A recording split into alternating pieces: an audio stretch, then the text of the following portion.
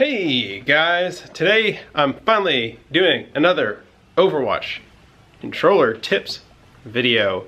If you guys don't play Overwatch, that's fine. You're welcome to watch this video anyway, but if you're not interested, that's fine. This would be the appropriate time to click off. Otherwise, if you play Overwatch like me, this is going to actually be a helpful video because I've learned some really good controller tips since the last video. This is Zarya. Alright guys, welcome to my personal game station. This is my actual controller that I put in hours on. So I'm gonna hit up options and go to Zarya. I have jump mapped to L2. I have my crouch mapped to the right on the D-pad. So if you guys are familiar with a lot of, like, if you're in Call of Duty or anything like that, if you play that, a lot of the default settings will have crouch mapped to, I usually do it here on the R3. So this is R1, R2, and R3. But a lot of the default have it mapped to circle. So people, have to go all the way over here to crouch. So it doesn't seem all that unusual to bring crouch over here for me. Like, that's pretty natural. It's actually closer than the circle. That's the crouch, toggle crouch, and I have that on all of my heroes now. It's become pretty darn intuitive. Jump is my L2. That's become pretty standard, I would say, across almost all of my heroes at this point. I've moved them all over to L2 for the jump, and that feels really organic. Onto the abilities. Ability 1 is the personal barrier, so that's mapped to R3. That's why I had to move toggle off over here, is because I wanted to use this for the personal barrier. And then I've got ability 2, which is the projected barrier, on my L1 button. The ultimate hasn't changed. R1 for primary fire, that's the beam. That hasn't changed, that's default. I'm sorry, R2 for the beam. And then R1 for the grenade. So the grenade is the one that has splash damage. It's her projectile damage. Both the firing is here and here, so you can toggle between them. And again, I'll show you the strategy of why you want to be able to toggle between them like that. Melee's default, reload's default. I think that's just about it for, yeah, that's it. So let's hop into a game.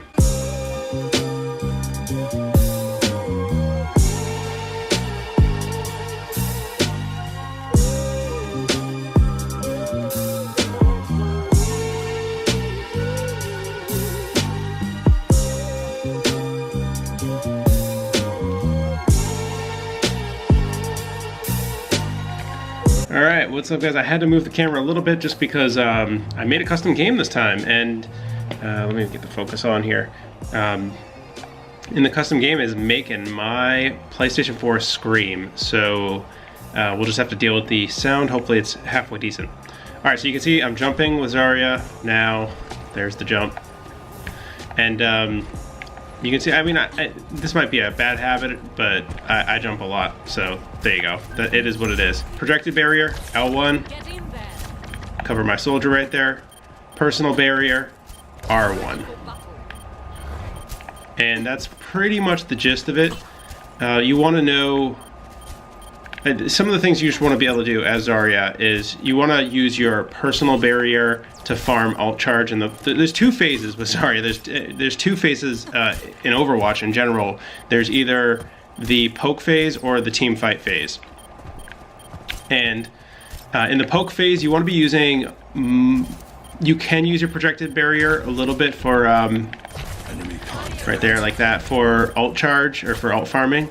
But if you're not 100% confident that you're in poke phase, you really just want to be using your personal barrier, which is right there. It's opposite of what you'd think, because the personal barrier has a 10-second cooldown versus the projected, which is only 8. But if you think at all you might be in a team fight soon, you want to save your projected barrier and only use your personal barrier for alt farming.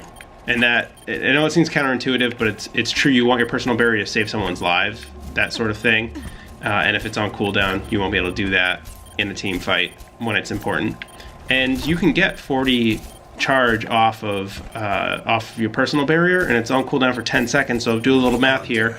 You lose about 2 per second to charge. So in the 10 seconds that it's going to be on cooldown, you'll lose if you got a full charge, you'll lose 20, but you can get 40 from that once it's on cooldown. So you can maintain a high charge just using your personal barrier. Beam and grenade are on the same side, so I use the rocket pad, swapping back and forth between these two. If you guys don't already know, if you're down low, if you look at my ammo right now, I'm like, you know, 3 ammo left. Grenade is 25, I believe, ammo, but if you have anything left in your chamber, you can do a grenade and it's full damage on that grenade. So just being able to like pop one right at the end like I just did there is pretty darn powerful. When you have grav, you want to do a strategy which is, it's called I think it's called beam grenade. You shoot the beam and then grenade and then shoot the beam and then grenade, shoot the beam, grenade, alternating between the two, and it's like the maximum amount of like that. You just shoot the beam for a second and then in a second between grenades, and I'll do it with the grav in a second, but that is the maximum amount of damage you can do as Zarya in that center, you know, like circle. The splash damage between the grenade and then the time between allowing you to get in a little bit of beam is the best way to do it. And so if you're rocking back and forth with the rocket pad, it's pretty darn easy to swap between the two, like I'm doing right here. All right, so let's throw this grav and actually do it in practice. Pop my bubble here and maybe get a little bit of charge. Not much, these Annas are pretty weak. All right, here we go. Beam, grenade, beam, grenade, beam, grenade. There you go. There's one downfall to this mapping, which is the R3 is pretty sensitive. If you're like me, I kind of clench down sometimes when I get into really intense gameplay, and it causes me to kind of false fire the personal shield, the personal shield, or personal bubble. And that is kind of your call. If you wanted to, I don't have anything mapped to my X, which is typically jump. If you wanted to map your personal barrier to X, then you just have to pop off when you're going to do your personal barrier, which is fine.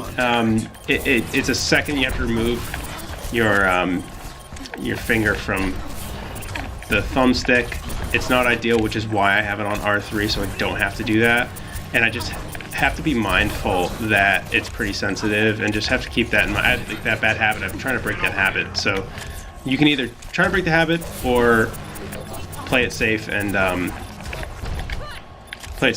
go with the X. That's the only other suggestion I would throw out there for people.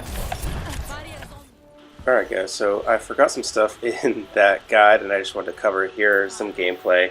One of the things I wanted to cover was the grenade jump, which I'm doing right here to get to this spot, which you may not have known that Zarya can even get to, but she can. The grenade jump is a combo of the R1 for the grenade and then the jump on the L2. It's super easy to do when you've got them like the mapped that way. It just, I don't know why it feels so natural to do it, but you can see I hopped up there on my first try, and I basically don't miss any grenade jumps. I don't miss any rocket jumps on Soldier anymore, Helix rocket jumps, because that is such an easy way to do that mechanic. And I did mention, I just wanted to highlight that I mentioned the wrong self-barrier, the button. I meant, when I said R1, I meant R3. And that brings me to the topic of, in this footage, I believe I had mapped my self-barrier, my personal barrier, to the X button like I was suggesting. I just wanted to try it out to make sure that that wasn't better, and I really think it turned out better. Removing my finger from the thumbstick for, you know, portion of a second to press the X when I'm doing the personal barrier, it really wasn't a detriment like I thought it would be.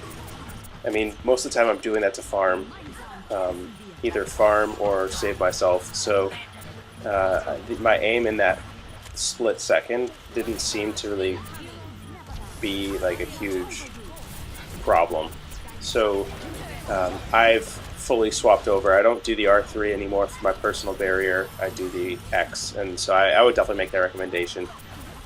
So the mapping, just to go over it one more time, is L2 for jump, L1 for projected barrier, X for personal barrier, R1 for grenade, and R2 for your beam. And that's really it. And then of course the right on the D-pad for crouch. That really is all that I had for this tip video. I think that the final kind of summary is really strong.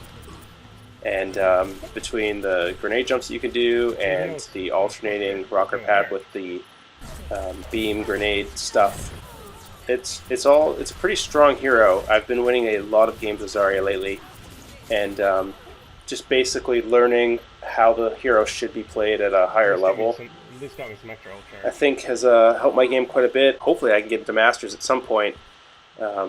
Maybe Zarya is the hero to get me there, so we'll see.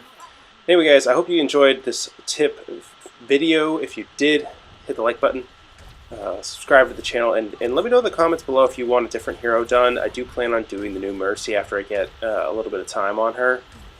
She's crazy right now, so I don't quite understand the new mechanics of Mercy, and I need at least like a week or maybe longer to get it. But so in the meantime, if you have other heroes, let me know, because I might be able to get that done sooner if I'm more familiar with them. Alright guys, subscribe, and this is it. Peace, I'm out.